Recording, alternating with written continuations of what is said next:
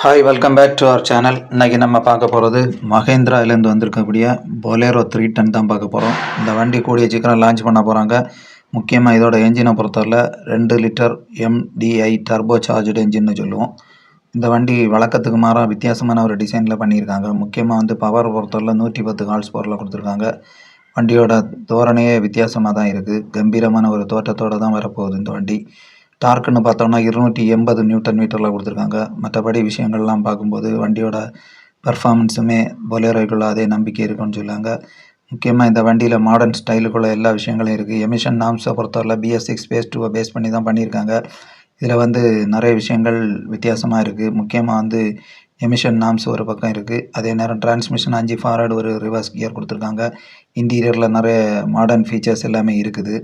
Rear விஷயங்களை பார்க்கும்போது வித்தியாசமாக இருக்குது. வண்டி மாடர்ன் ஸ்டைலுக்கு ஏற்ற மாதிரியே கொடுத்துருக்காங்க. கிளச்சி 240 mmல நல்ல லார்ஜர் சைஸில் கொடுத்துருக்காங்க. வண்டியோட தோரணையான டிசைன் மட்டும் அதோட எல்லா இதுவுமே பக்காவாக தான் இருக்குது. ஃபியூவல் டேங்கு 50 லிட்டரில் கொடுத்துருக்காங்க.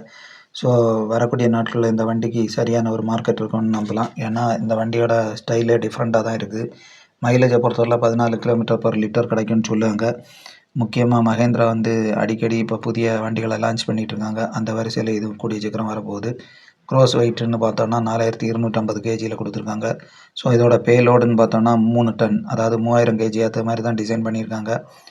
வண்டி பல மெட்டாலிக் கலர்ஸில் வரதா சொல்லியிருக்காங்க. ஒயிட் மற்றும் மற்ற கலர்ஸ்லேயும் அவைலபிள் ஆகும்னு சொல்லுவாங்க.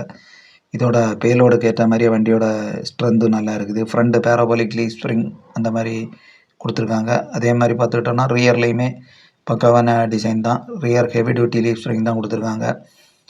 மற்ற இதுன்னு சொல்லும்போது நல்ல ரெஜிடிட்டியாக இருக்குது. வண்டியில் சேஃப்டி பார்ஸ் எல்லாமே சைடில் ப்ரொவைட் பண்ணியிருக்காங்க. ரியர்லேயுமே அப்படி தான். டயர்ஸ்ன்னு எடுத்துக்கிட்டோன்னா 7 R16 டைப்பு வீல் தான் கொடுத்துருக்காங்க. மகேந்திரோட பேட்ஜிங் ரியரில் பார்க்க முடியும். ரியர் சென்சார்ஸ் இருக்குது. Front disc brake, rear drum break இந்த மாதிரி கொடுத்துருக்காங்க. மற்றபடி பார்த்துக்கிட்டோன்னா வண்டியோட டைமென்ஷன் வைஸில் லென்த்து 4850 mmலையும், வண்டியில் உள்ள விட்டுன்னு எடுத்துக்கிட்டோன்னா இந்த இதுக்கேற்ற மாதிரி 1800 mm கொடுத்துருக்காங்க. இந்த இது மட்டும் இல்லாமல் ஹைட்டை பொறுத்தவரையிலையும் நல்லா கொடுத்துருக்காங்க. ஹைட்டை பொறுத்தவரையில் நமக்கு 2050 mmல கொடுத்துருக்காங்க. இந்த டைமென்ஷன் பக்காவாக இருக்குது. அதே நேரம் வண்டியில் அவுட்டர் இதில் பார்த்தோம்னா ஃபாக் லேம்ப் இந்த மாதிரி விஷயங்கள் எல்லாமே கொடுத்துருக்காங்க. வீல் பேஸ்ன்னு எடுத்துக்கிட்டோன்னா 2700 mmல சொல்லியிருக்காங்க. மாடர்ன் ஸ்டைலில் இப்படி ஒரு வண்டி தயாரிச்சிருக்காங்க. கிரவுண்ட் கிளியரன்ஸ் 210 mmல இருக்குது. முக்கியமாக வண்டியோட விண்ட்ஸ்க்ரீன் நல்ல விசிபிலிட்டி கிடைக்க மாதிரி அமைப்பாக கொடுத்துருக்காங்க. நல்ல ரோட் கிளியரன்ஸ் எல்லாமே இருக்குது. டிஜிட்டல் இன்ஸ்ட்ருமெண்ட் கிளஸ்டர் வந்துடுது. சைடு இண்டிகேட்டர்ஸ் வந்துடுது. டோர்ஸுமே நல்ல ஹைட்டோடு இருக்குது. ஈஸியாக உள்ள ஏறி போகிற மாதிரி அமைப்பில் ஃபுட் ஸ்டெப்ஸ் எல்லாமே ப்ரொவைட் பண்ணியிருக்காங்க. வண்டியில் இன்டீரியரில் பார்த்தோன்னா கியர் ஷிஃப்ட் இண்டிகேட்டர் இருக்குது. இது எந்த கியரில் வண்டி போயிட்டுருக்குங்கிறத டக்குன்னு பார்த்த உடனே தெரிஞ்சிக்க மாதிரி அமைப்பில் தான் கொடுத்துருக்காங்க. பவர் ஸ்டியரிங்குமே இருக்குது. முக்கியமாக இப்போ வர வண்டிகளில் கொஞ்சம் அட்வான்ஸாகவே எல்லாமே பண்ணுறாங்க. பவர் விண்டோஸ் எல்லாமே கொண்டு வந்திருக்காங்க. ஸோ இந்த வண்டியிலையுமே பவர் விண்டோஸ் இருக்குது. முக்கியமாக இன்டீரியரில் இருக்கக்கூடிய விஷயங்களில் நிறைய மாற்றங்கள். டெலிமேட்டிக்ஸ் ஐமேக்ஸ்ன்னு சொல்லுவோம். அது மகேந்திராவோட ஒரு ஆப்பு. இதன் மூலமாக ஃபியூல் எவ்வளோ இருக்குது, சர்வீஸ் நெக்ஸ்ட்டு சர்வீஸ் எவ்வளவு, இந்த மாதிரி டீட்டெயில்ஸு எல்லா விஷயங்களையும் பார்த்துக்கலாம். அது மட்டும் இல்லை, டீலர் பக்கத்தில் எங்கே இருக்குது, ஒர்க் ஷாப் எங்கே இருக்குது, எல்லா விஷயங்களையும் தெரிஞ்சுக்கலாம். CNG எலக்ட்ரிக் வெர்ஷன் ரெண்டுமே வரப்போகுது. எலக்ட்ரிக் வெர்ஷனை பொறுத்தவரை பேட்டரி 100 kWh பேட்டரி ப்ரொவைட் பண்ணுறாங்க.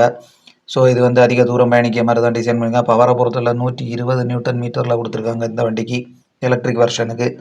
அதே மாதிரி பார்த்துட்டோன்னா இந்த வண்டியோட டார்க்குமே நல்லா இருக்குது. 350 நியூட்டன் மீட்டரில் இருக்குது. அதாவது டீசல் வண்டியோட நல்ல டார்க் இருக்குது இந்த வண்டியில். பொதுவாக எலக்ட்ரிக்னு சொல்லும்போது அந்த மோட்டாரோட பவர் நல்லா பக்காவாக இருக்கும். நார்மல் சார்ஜிங் ஹவர்ஸ் 5 ஹவர்ஸில் சார்ஜ் ஆகும்னு சொல்லுவாங்க. அதே மாதிரி ஃபாஸ்ட் சார்ஜிங் சொல்லும்போது ரொம்ப குயிக்காகவே பண்ணுது.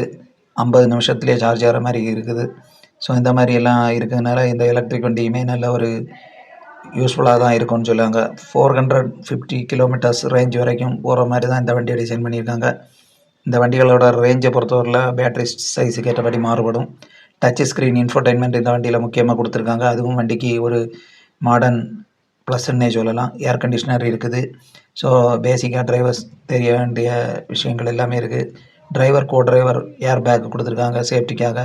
சர்வீஸ் இன்டர்வல்னு பார்த்துக்கிட்டோன்னா 20,000 கிலோமீட்டர்ஸில் சர்வீஸ்ன்னு சொல்லுவாங்க. இந்த வண்டி விலை கரெக்டாக தெரியாது, கூடிய சீக்கிரம் தெரிய வரும். இந்த வீடியோ பிடிச்சா லைக் பண்ணுங்கள், ஷேர் பண்ணுங்கள், சப்ஸ்கிரைப் பண்ணுங்கள். தேங்க்யூ.